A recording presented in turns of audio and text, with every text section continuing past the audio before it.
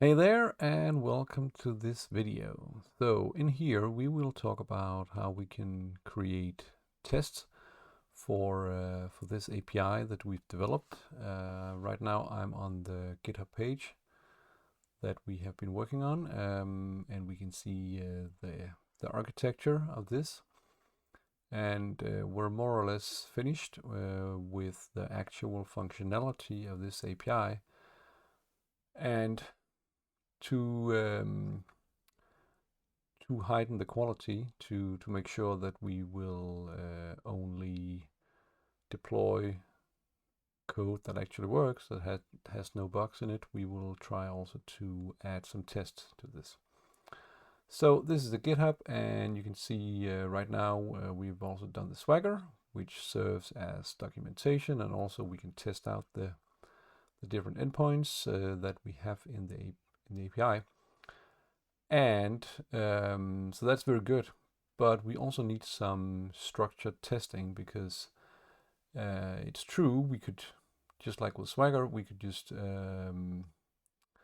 we could run some Postman endpoint test. We could run the authentication, registering, login, but it's not that automated, structured. So it is better if we can create some tests that we can run from a command line and eventually connect them to a CI/CD pipeline in whatever tool we want to use, if it's Jenkins or GitHub Actions or Travis or whatever, some other tool.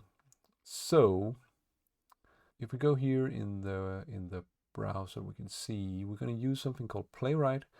And Playwright is an open source testing framework tool that will allow us to do, as it says here, end-to-end testing, modern web apps. We can do a lot of different things using Playwright. It is cross-browser, support all major browsers, cross-platform, so you can develop almost on all different operating systems, Windows, Linux, Mac OS, and locally, and also when using a continuous integration tool. And then it's also cross-language, so we will be able to use this in different major languages, TypeScript, JavaScript, Python, and .NET, and also Java. And also this is available on mobile if we want to test out a mobile device.